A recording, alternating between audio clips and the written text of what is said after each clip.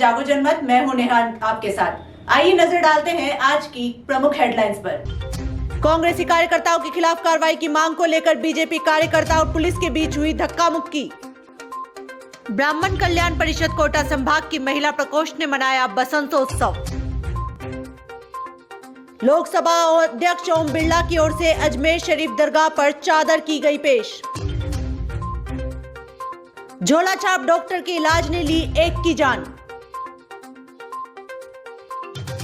आजादी के अमृत महोत्सव पर महायज्ञ में लगे 7,162 सूर्य नमस्कार। लोकसभा में अर्पित की गई सुर कोकिला लता मंगेशकर को श्रद्धांजलि। समाज के धर्म गुरु श्री श्री 1008 महर्षि नवल स्वामी जी की 239वीं जयंती मनाई गई। राजस्थान हाई कोर्ट में 1 करोड़ 30 लाख की लागत से बने वकीलों के चेंबर के लिए हुआ भूमि पूजन। मुआवजे की मांग को लेकर हाईवे का काम बंद कराने जुटे किसान, अनिश्चितकालीन धरना शुरू। आज की प्रमुख खबरों के साथ आइए करते हैं बुलेटिन की शुरुआत। कांग्रेसी कार्यकर्ताओं के खिलाफ कार्रवाई की मांग को लेकर कलेक्ट्री पर प्रदर्शन के दौरान बीजेपी कार्यकर्ता व पुलिस के बीच धक्का मुक्की हुई। कलेक्ट्री में अंदर जाने से रोकने पर बीजेपी कार्यकर्ता नाराज हो गए और हंगामा हो गया।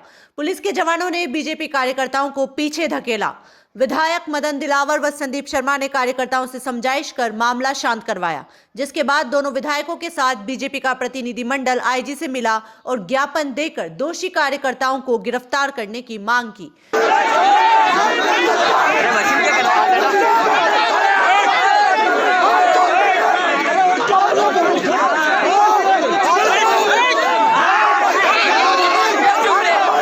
बीजेपी नेक आईजी के आश्वासन के बाद 21 घंटे चल रहे धरने को समाप्त कर दिया गया।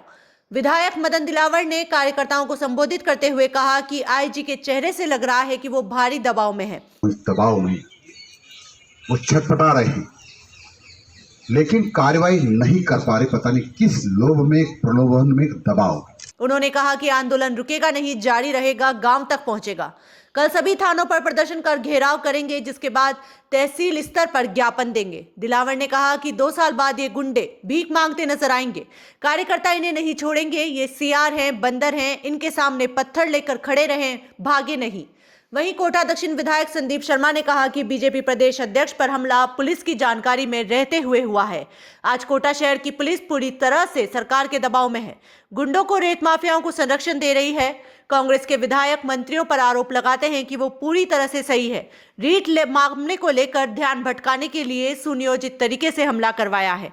आज बीजेपी के प्रदर्शन के दौरान कार्यकर्ताओं को रोका गया। प्रशासन चाहता है कि लोग अपनी बात नहीं कह पाए। जाएंगे तो और उसके बाद जो है 5 जने जाएंगे। फिर हम लोगों ने बात करी तो 11-15 एक लोग हमारे अंदर बात करने आए। तो प्रशासन चाहता है कि लोग अपनी बात नहीं कह पाए, लेकिन हम 15 जने जो है यहाँ पर आके अपनी बात सब लोगों ने कही। ये था मामला। कांग्रेस नेता राजेंद्र सांखला की अगुवाई में कार्यकर्ताओं ने बड़गांव के पास बीजेपी प्रदेशाध्यक्ष के काफिले को रोका था और घेर कर काले झंडे दिखाए थे। कांग्रेस कार्यकर्ता सतीश पूनिया द्वारा दिए गए बयान का विरोध जता रहे थे। कोटा में मीडिया से बात करते हुए सतीश पूनिया ने कहा था, कांग्रेस बीजेपी की नकल कर रही है, वो 7 जन्म तक बीजेपी की नकल नहीं कर पाएगी। कांग्रेस भारतीय जनता पार्टी के जूते के बराबर भी नहीं है। पाल महोदय के नाम और कल रात को हम आईजी साहब से मिले थे। उन्होंने हमको आश्वस्त किया था कि हम इसमें वाजिब कार्रवाई करेंगे, लेकिन अभी तक उन्होंने उसमें धारा 307 को ऐड नहीं किया है। मुझे उनकी बातों से लगा कि उन पर भारी दबाव है। वो डरे हुए सरकार से, और सरकार के मुख्यमंत्री, उनके अधिकारी उनको डरा रहे हैं कि गुंडों के खिलाफ धारा 307 की में दर्ज मत करना, यानी धारा 307 ऐड मत करना। इसलिए वो अपने आप को असहाय महसूस कर रहे हैं। फिर भी उन्होंने कहा है कि हम इस पर वाजिब कार्रवाई करेंगे। हमको इसलिए विश्वास नहीं है क्योंकि भारतीय जनता पार्टी के जिला कार्यालय पर उन्होंने पहले भी झंडा हटाकर झंडा फहराने की कोशिश की थी कांग्रेस का, और मेरे मकान पर भी इन्हीं गुंडों में से जो अधिकांश गुंडे थे उन्हें हमला करने का प्रयास किया था। वास्तविकता आप लोगों को भी पूरी तरीके से जानकारी है कि आज पुलिस प्रशासन कितने दबाव में है, और इस सरकार के दबाव में रहते हुए तमाम चाकूबाजी की घटनाएं, अपराध की घटनाएं और जो हमारे प्रदेश अध्यक्ष जी के ऊपर भी जो हुआ वो निश्चित रूप से कहीं ना कहीं पुलिस की जानकारी में रहते हुए ये कृत्य किया गया है और इतना बड़ा दुष्कृत्य है। इसको लेकर आज हम आईजी साहब से मिले हैं और उनको कहा है कि जिस प्रकार से एक योजनाबद्ध रूप से इसको कृत्य को अंजाम दिया गया उसमें 120 भी प्लानिंग भी लगनी चाहिए, जिसमें सीधे सीधे ये हत्या का प्रयास की प्लानिंग थी। और जिस प्रकार से उनको घेर कर पथराव कर कर उनकी गाड़ी पे कूदना, उनके जो पीएसओ था जो सिक्योरिटी वो होता है उसके साथ भी अभद्रता करना, उसके कपड़े फाड़ देना, इन सारी चीज़ों में जो मुकदमे दर्ज होने चाहिए। तो हालांकि आईजी साहब ने कहा है कि एविडेंस के आधार पर हम पूरी निष्पक्षता से कार्रवाई करेंगे। ब्राह्मण कल्याण परिषद की महिला प्रकोष्ठ कोटा संभाग द्वारा रविवार को शहर के केशवपुरा स्थित एमडी मिशन कॉलेज में धूमधाम से बसंत पंचमी का त्योहार मनाया गया। इस मौके पर विद्या की देवी मां सरस्वती की आराधना की गई। बसंत पंचमी को हिंदू पंचांग के अनुसार सबसे शुभ दिन माना गया है। पंचांग के अनुसार 4 ऋतु में सबसे श्रेष्ठ ऋतु बसंत ऋतु को माना गया है। संभाग अध्यक्ष डॉक्टर शीला तिवारी ने बताया कि कार्यक्रम की मुख्य अतिथि कार्यकारी अधिकारी जिला परिषद ममता तिवारी एवं प्रदेश सचिव कांग्रेस राखी गौतम व कार्यक्रम संयोजिका डॉक्टर रश्मि दाधीच, सह संयोजिका अनिता शर्मा व शीला तिवारी रही। कार्यक्रम में बसंतोत्सव क्वीन का खिताब संभाग सचिव दीपिका शर्मा को दिया गया। सर्वश्रेष्ठ नृत्य के लिए doctor Mamta Sharma, best smile doctor Anjula Sharma एवं बेस्ट कॉन्फिडेंस का पुरस्कार शिल्पी शर्मा को दिया गया। जज शिखा शर्मा, दीप्ति चतुर्वेदी व तरुण शर्मा रही। इस अवसर पर अध्यक्ष डॉक्टर शीला तिवारी ने अपने कार्यकारिणी का विस्तार करते हुए वरिष्ठ उपाध्यक्ष के पद पर आशा मिश्रा, उपाध्यक्ष रोहिणी शर्मा, मीडिया प्रभारी छवि तिवारी, प्रचार प्रसार मंत्री रीना शुक्ला, स्टेशन मंडल अध्यक्ष जागृति शर्मा, मंडल उपाध्यक्ष योगमाया शर्मा, शिवानी शर्मा, स्मृति शर्मा को पर्यावरण प्रभारी के पद पर नियुक्त किया है। इस मौके पर नवनियुक्त शहर अध्यक्ष स्नेहलता शर्मा का सभी पदाधिकारी द्वारा स्वागत किया गया। मंच का संचालन अंजलि शर्मा एवं ममता शर्मा ने किया। महिला प्रकोष्ठ द्वारा सुर सम्राज्ञी लता मंगेशकर के निधन पर उनको भावभीनी श्रद्धांजलि भी अर्पित की गई। कार्यक्रम में मुख्य रूप से doctor Priyanka Upadhyay, doctor Veenu Sharma, doctor मेघना शर्मा, पूनम तिवारी, मोहन कांता शर्मा, मंजू जोशी, हिमानी शर्मा, रंजनी बाला, गौतम, वर्षा शर्मा, आशा मिश्रा, रूहानी शर्मा, किरण शर्मा, संध्या गौतम, रीना शुक्ला, डॉक्टर गीता चतुर्वेदी, स्मृति शर्मा, रेखा पंचोली, छवि तिवारी, श्रद्धा तिवारी, जागृति शर्मा, योग माया शर्मा मौजूद रही। लोकसभा अध्यक्ष ओम बिरला की ओर से अजमेर शरीफ दरगाह पर चादर पेश। ख्वाजा मोइनुद्दीन चिश्ती के उर्स के अवसर पर पेश की गई चादर। स्पीकर बिरला की ओर से ओएसडी राजीव दत्ता ने पेश की चादर। ओएसडी राजीव दत्ता ने की अमन, चैन और आपसी सद्भाव की कामना, देश की उन्नति और देशवासियों के कल्याण की कामना। अजमेर शरीफ दरगाह से समाज के हर वर्ग के लोगों का जुड़ाव है। ये दरगाह कौमी एकता की मिसाल और आपसी भाईचारे को भी देती है बढ़ावा। झोला छाप डॉक्टर के इलाज ने ली एक की जान, परिजनों ने लगाए गलत इलाज के आरोप। बजरंगगढ़ में एक झोला छाप डॉक्टर के इलाज से एक व्यक्ति की जान चली गई। झोला छाप डॉक्टर लंबे समय से बजरंगगढ़ में अपनी क्लिनिक चला रहा है। गत दिनों किशन प्रजापति अपना इलाज कराने झोला छाप डॉक्टर मनोज नामदेव के यहाँ पहुंचा। डॉक्टर ने उसे देखा और हाई पावर की मेडिसिन दी। मनोज ने घर जाकर दवाई खाकर सो गया। अचानक उसकी नींद टूटी और वो जमीन पर गिर गया। किशन की तबीयत खराब देखकर परिजन घबरा गए और कुछ ही देर में किशन ने दम तोड़ दिया। इस पर परिजनों ने झोला छाप डॉक्टर पर हाई पावर की दवाइयां और बिना चेकअप के इलाज करने में लापरवाही करने के आरोप लगाए हैं। ग्रामीणों ने बताया कि मनोज नामदेव लंबे समय से यहाँ क्लिनिक चला रहा है। उसके पास ना तो कोई डिग्री है, न ही किसी का अच्छे से इलाज करता है। कोई लोग जब उसके पास इलाज के लिए पहुंचे तो उन्हें दवाई देता है। इससे कई लोगों की तबीयत खराब हो चुकी है, लेकिन आज तो इस डॉक्टर के इलाज से एक व्यक्ति की मौत हो गई।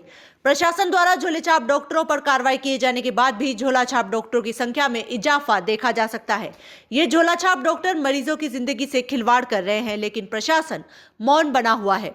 जब भी कोई ऐसा मामला सामने आता है तो प्रशासन अपनी सक्रियता दिखाते हुए कुछ समय तक ही झोला छाप डॉक्टरों पर कार्रवाई करता है। यदि समय समय पर प्रशासन द्वारा झोला छाप डॉक्टरों पर कार्रवाई की जाए तो झोला छाप डॉक्टर किसी भी व्यक्ति की जिंदगी से खिलवाड़ करने से कतराते। Swami Vivekananda youth front society के अध्यक्ष विकास शर्मा के आह्वान पर सोमवार को सूर्य नमस्कार संकल्प कार्यक्रम आयोजित किया गया, जिसके तहत श्रीनाथपुरम स्टेडियम पर 7,162 सूर्य नमस्कार किए गए।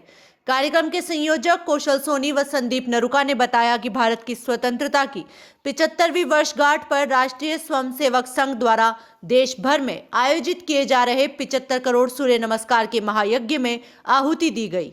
कार्यक्रम में उपस्थित सोसाइटी के जिला अध्यक्ष गोपाल गुप्ता ने बताया कि कार्यक्रम में भाग ले रही नेशनल एथलीट हरमन कौर को प्रथम स्थान व सोसाइटी के वरिष्ठ सदस्य चार्टेड अकाउंटेंट दिनेश जैन, उनकी पत्नी धर्मपत्नी उषा जैन को द्वितीय स्थान प्राप्त करने पर सोसाइटी ने प्रतीक चिन्ह भेंट कर सम्मानित किया। कार्यक्रम में सोसाइटी के वरिष्ठ सदस्य चार्टेड अकाउंटेंट दिनेश जैन, राहुल सेठी, राजेंद्र गुप्ता, गोविंद लोकवानी, मनीराज सिंह, भूपेंद्र हाड़ा, हरमेंद्र हाड़ा, हेमंत गोयल, भुवनेश मालव, सतीश पोरवाल, दिलीप शुक्ला, विकास जोशी, अंशुल कौशिक, पंकज यादवेंद्र, हुकुम सिंह नरुका व अन्य सभी सदस्यों, वरिष्ठ जनों व युवा साथियों ने भाग लिया। लोकसभा में अर्पित की गई सुर कोकिला लता मंगेशकर को श्रद्धांजलि। सदन की ओर से लोकसभा अध्यक्ष ओम बिरला ने अर्पित की श्रद्धांजलि। देश दुनिया में सुरों की मल्लिका के रूप में प्रसिद्ध थी लता मंगेशकर। लता मंगेशकर ने लगभग भारतीय भाषाओं में 25,000 से अधिक के गीत गाए। उनकी विलक्षण प्रतिभा को विभिन्न पुरस्कारों से सम्मानित किया गया। लता जी भारत रत्न, पद्म विभूषण, पद्म भूषण तथा दादा साहेब फाल्के सम्मान से भी सम्मानित की गई हैं। फ्रांस ने भी उन्हें अपने देश के सर्वोच्च सम्मान से सम्मानित किया। वे नवंबर 1999 से नवंबर 2005 तक राज्यसभा की सदस्य भी रहीं। स्वतंत्रता की स्वर्ण जयंती पर संसद के केंद्रीय कक्ष में उन्होंने गीत गाया। उनका गीत सारे जहां से अच्छा हिंदुस्तान हमारा हमारी स्मृति पटल पर सदा के लिए अंकित है। सेवाभावी कार्यों में भी सदैव अग्रणी रही लता मंगेशकर। उनका लता मंगेशकर मेडिकल फाउंडेशन गरीब रोगियों को निःशुल्क मेडिकल सेवाएं प्रदान करता है। उनका निधन संगीत, कला और संस्कृति जगत के लिए अपूरणीय क्षति है। राष्ट्रीय शोक की इस घड़ी में सभा दिवंगत पुण्यात्मा को विनम्र श्रद्धांजलि अर्पित करती है। आज दिनांक 7 फरवरी 2022 सोमवार को वाल्मीकि जयंती उत्सव समिति कोटा द्वारा समाज के धर्मगुरु श्री श्री 1008 महर्षि नवल स्वामी जी की 239वीं जयंती मनाई गई। समिति के संयोजक मनोज पचेरवाल ने बताया कि आज महर्षि नवल की जयंती के पावन पर्व पर सभी सदस्यों द्वारा नयापुरा नवल सर्किल पर स्थित श्री नवल स्वामी जी की प्रतिमा पर माल्यार्पण कर नवल स्वामी जी से शहर के अमन, चैन एवं सभी के अच्छे स्वास्थ्य के लिए प्रार्थना की गई और संपूर्ण शहर वासियों को नवल जयंती की शुभकामनाएं दी गई। नवल स्वामी जी द्वारा जो संदेश दिए गए हैं उन पर चलने की सभी समाज बंधुओं को प्रतिज्ञा दिलाई गई। इस अवसर पर नगर निगम कोटा उत्तर की पार्षद बहन सपना ब्रुट ने नवल स्वामी जी के जीवनी पर प्रकाश डाला। समिति के सदस्य रवि खजूरिया ने नवल स्वामी जी के द्वारा किए गए समाज सुधारक कार्यों को समाज बंधुओं को अवगत कराया। इस कार्यक्रम में मुख्य रूप से जितेंद्र पचेरवाल, दिनेश सरसिया, बादल बोयत, लक्ष्मण सिगोर, संजय खोड़ा, सोनू खजोतिया, सुरेंद्र पवार आदि समाज बंधु उपस्थित रहे। राजस्थान उच्च न्यायालय के न्यायाधिपति मनोज गर्ग के न्यायालय परिसर में हुए स्वागत अभिनंदन कार्यक्रम में स्थानीय बार एसोसिएशन द्वारा राजस्थान उच्च न्यायालय के न्यायाधिपति मनोज गर्ग, उनकी पत्नी Sangeeta Garg, Baljeet Singh, DJ Churu Balwant Singh, ADJ Churu Sujangarh bar association अधिवक्ताओं ने अतिथियों को माला पहनाकर राजस्थानी परंपरा से साफा मोमेंटो शॉल भेंट करके स्वागत किया। सुजानगढ़ वरिष्ठ अधिवक्ता निरंजन कुमार सोनी ने माननीय न्यायाधिपति मनोज गर्ग के स्वागत में उद्बोधन प्रस्तुत किया। एडवोकेट नरेश सोनी ने भी उद्बोधन दिया। इस अवसर पर उच्चतम न्यायालय जज मनोज गर्ग ने सुजानगढ़ से हृदय से नाता रहा है और एडवोकेट से व्यक्तिगत जानकारी की बात कही।